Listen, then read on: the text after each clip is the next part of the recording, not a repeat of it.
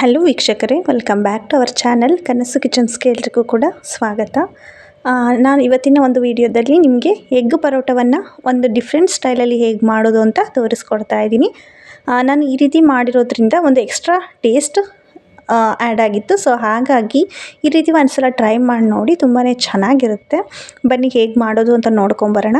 ನಾನಿಲ್ಲಿ ಒಂದು ಬೌಲ್ಗೆ ಮನೆಗೆ ಎಷ್ಟು ಬೇಕಷ್ಟು ನಾನು ನೋಡಿಕೊಂಡು ಗೋಧಿ ಹಿಟ್ಟನ್ನು ತೊಗೊಂಡಿದ್ದೀನಿ. ನೀವು ಮೈದಾ ಕೂಡ ಇಲ್ಲಿ ಯೂಸ್ ಮಾಡ್ಬೋದು. ನಂತರ ರುಚಿಗೆ ಎಷ್ಟು ಬೇಕಷ್ಟು ಉಪ್ಪನ್ನು ಹಾಕ್ಕೊಂಡು ಸ್ವಲ್ಪ ಸಕ್ಕರೆಯನ್ನು ಹಾಕ್ಕೊಂಡಿದ್ದೀನಿ. ಸಕ್ಕರೆಯನ್ನು ಹಾಕೋದ್ರಿಂದ ಆ ಪರೋಟದು ಒಂದು ಕಲರ್ ತುಂಬಾ ಚೆನ್ನಾಗಿ ಬರುತ್ತೆ, ಒಂದು ಗೋಲ್ಡನ್ ಕಲರಲ್ಲಿ ಬರುತ್ತೆ. ಹಾಗಾಗಿ ಸಕ್ಕರೆಯನ್ನು ಕೂಡ ನಾನಿಲ್ಲಿ ಹಾಕ್ಕೊಂಡಿದ್ದೀನಿ. ಹಾಕ್ಕೊಂಡು ಒಂದು ಸಲ ಕ್ಲೀನಾಗಿ ಡ್ರೈ ಮಿಕ್ಸ್ ಮಾಡ್ಕೊಳ್ಳಿ. ಸಕ್ಕರೆ ಎಲ್ಲ ಕಡೆ ಹರಡಬೇಕು. ಸೊ ಹಾಗಾಗಿ ನಂತರ ಸ್ವಲ್ಪನೇ ನೀರನ್ನು ಹಾಕ್ಕೊಂಡು ಮಾಮೂಲಿ ಚಪಾತಿ ಹಿಟ್ಟಿನ ಹದಕ್ಕೆ ಕಲಿಸ್ಕೊಂಡ್ರೆ ಸಾಕು. ತೀರಾ ಟೈಟ್ ಆಗೋ ಬೇಡ, ತೀರಾ ಮೆತ್ತ ಆಗೋಗೂ ಬೇಡ, ಮೀಡಿಯಮ್ ಆಗಿ ಕಲಿಸ್ಕೊಳ್ಳೋಣ.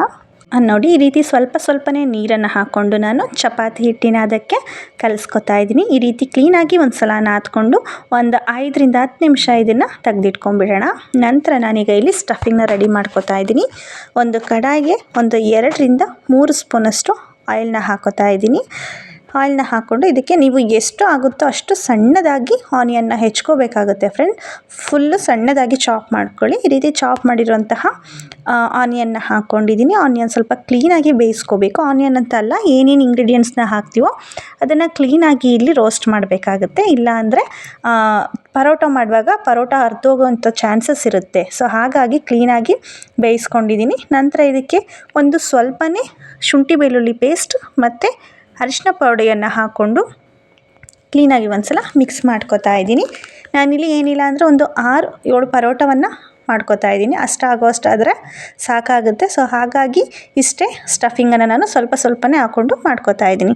ನಂತರ ಇದಕ್ಕೆ ಸಣ್ಣದಾಗಿ ಚಾಪ್ ಮಾಡಿರುವಂತಹ ಟೊಮೊಟೊವನ್ನು ಹಾಕ್ಕೊತಾ ಇದ್ದೀನಿ. ಟೊಮೊಟೊ ಕೂಡ ಅಷ್ಟೇ ಫ್ರೆಂಡ್, ಕ್ಲೀನಾಗಿ ರೋಸ್ಟ್ ಆಗಬೇಕು.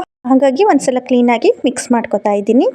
ಇದನ್ನು ಒಂದು ಲಿಡ್ನ ಕ್ಲೋಸ್ ಮಾಡಿ ಒಂದು 2 ರಿಂದ 3 ನಿಮಿಷ ಇದನ್ನು ಕ್ಲೀನಾಗಿ ಬೇಯಿಸ್ಕೊತಾ ಇದ್ದೀನಿ ಫ್ರೆಂಡ್ಸ್. ಯಾಕೆಂದರೆ ನಾನು ಆಗಲೇ ಹೇಳಿದೆ ನಿಮಗೆ, ಇಲ್ಲಾಂದರೆ ಪರೋಟ ಹರಿದೋಗ್ಬಿಡುತ್ತೆ ಕ್ಲೀನಾಗಿ ಅದು ಬೇಯಲಿಲ್ಲ ಅಂದರೆ.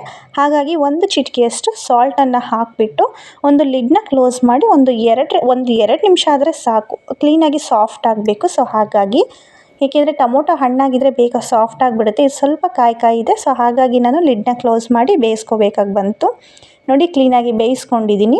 ಈಗ ಕ್ಲೀನಾಗಿ ಇದು ಸಾಫ್ಟ್ ಆಗಿದೆ. ನಂತರ ಇದಕ್ಕೆ ನಾನೀಗ ಮಸಾಲೆಗಳನ್ನ ಆ್ಯಡ್ ಮಾಡ್ತಾ ಇದ್ದೀನಿ. ಒಂದು ಅರ್ಧ ಸ್ಪೂನಷ್ಟು ಅಚ್ಚಕಾರದ ಪುಡಿಯನ್ನು ಹಾಕ್ಕೊಂಡಿದ್ದೀನಿ. ನಂತರ ಸ್ವಲ್ಪ ಗರಂ ಮಸಾಲ ಪೌಡರ್ನ ಹಾಕ್ಕೊಂಡು ಕ್ಲೀನಾಗಿ ಮಿಕ್ಸ್ ಮಾಡ್ಕೊತಾ ಇದ್ದೀನಿ. ಎಕ್ಸ್ಟ್ರಾ ನಾನು ಇನ್ನೇನು ಮಸಾಲನ ಇಲ್ಲಿ ಆ್ಯಡ್ ಮಾಡಿಲ್ಲ. ನಂತರ ಒಂದು ಮೊಟ್ಟೆಯನ್ನು ಹಾಕ್ಕೊಂಡು ಅದಕ್ಕೆ ರುಚಿಗೆ ಎಷ್ಟು ಬೇಕಷ್ಟು ನೋಡಿಕೊಂಡು ಸಾಲ್ಟನ್ನ ಹಾಕೋತಾ ಇದ್ದೀನಿ. ನಂತರ ಕೊನೆಯದಾಗಿ ಸ್ವಲ್ಪ ಕೊತ್ತಂಬರಿ ಸೊಪ್ಪನ್ನು ಹಾಕ್ಕೊಂಡು ಕ್ಲೀನಾಗಿ ಇದನ್ನು ಎಣ್ಣೆಯಲ್ಲಿ ಹುರ್ಕೋಬೇಕಾಗುತ್ತೆ. ಏನಂದರೆ ನೀವು ಬೇಕು ಅಂದರೆ ಇದಕ್ಕೆ ಪೆಪ್ಪರ್ ಕೂಡ ಯೂಸ್ ಮಾಡ್ಬೋದು. ಹೆಚ್ಚು ಮಸಾಲ ಅನಿಸಿದ್ರು ಕೂಡ ತಿನ್ನೋದಕ್ಕೆ ಆಗಲ್ಲ. ಹಾಗೆ 2 ಚಪಾತಿ 3 ಚಪಾತಿ ತಿನ್ನೋರು 2 ತಿನ್ನೋ ಹಾಗಾಗಿಬಿಡುತ್ತೆ. ಸೊ ಹಾಗಾಗಿ ತುಂಬ ದಪ್ಪ ಕೂಡ ಬಂದುಬಿಡುತ್ತೆ. ಸ್ಟಫಿಂಗ್ ತೀರನೂ ಆಗಬಾರ್ದು, ತೆಳುವಾಗಿರಬೇಕು. ತೀರಾ ದಪ್ಪ ಪರೋಟ ಥರನೂ ನಾನಿಲ್ಲಿ ಮಾಡ್ಕೋತಾ ಇಲ್ಲ. ನಿಮಗೆ ತೋರಿಸ್ತೀನಿ ನಾನು ಯಾವ ರೀತಿ ಮಾಡ್ಕೋತೀನಿ ಅಂತ. ನೋಡಿ, ಈ ರೀತಿ ಕ್ಲೀನಾಗಿ ನಾನು ಫ್ರೈ ಮಾಡಿಕೊಂಡು ತೆಗೆದಿಟ್ಕೋತಾ ಇದ್ದೀನಿ. ನಂತರ ನಾನಿಲ್ಲಿ ಒಂದು ವಿಡಿಯೋ ಆ್ಯಕ್ಚುಲಿ ಸ್ಕಿಪ್ ಆಗಿಬಿಡ್ತು. ಒಂದು ಮೊಟ್ಟೆಯನ್ನು ಬಾಯ್ಲ್ ಮಾಡ್ಕೊಂಡಿದ್ದೆ. ಸೊ ಅದನ್ನು ಹಾಗೇ ತುರಿದು ಹಾಕ್ಕೊಂಡಿದ್ದೀನಿ. ಮೊಟ್ಟೆ ಬಿಳಿ ಭಾಗವನ್ನೆಲ್ಲ ಕ್ಲೀನಾಗಿ ತುರಿದು ಹಾಕ್ಕೊಂಡಿದ್ದೀನಿ. ಹಾಗೆ ಎಲ್ಲೋವನ್ನು ಕ್ಲೀನಾಗಿ ಮಿಕ್ಸ್ ಮಾಡ್ಕೊಂಡಿದ್ದೀನಿ.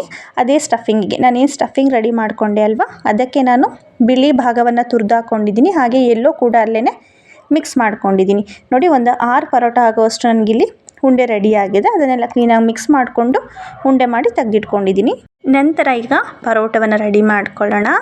ನಾನಿಲ್ಲಿ ನೋಡ್ತಾ ಇರ್ಬೋದು ನೀವು, ತೀರಾ ನಾನು ದಪ್ಪ ಉಂಡೆಯಾಗೂ ಕೂಡ ತೊಗೊಂಡಿಲ್ಲ. ಮೀಡಿಯಮ್ ಸೈಜಲ್ಲಿ ಚಪಾತಿಗೆ ಎಷ್ಟು ಬೇಕೋ ಅಷ್ಟು ತೊಗೊಂಡಿದ್ದೀನಿ. ಅದನ್ನೇ 2 ಲೇಯರಾಗಿ ಸ್ವಲ್ಪ ತೆಳುವಾಗಿ ಪರೋಟನ ಮಾಡ್ಕೊಳ್ಳೋಣ.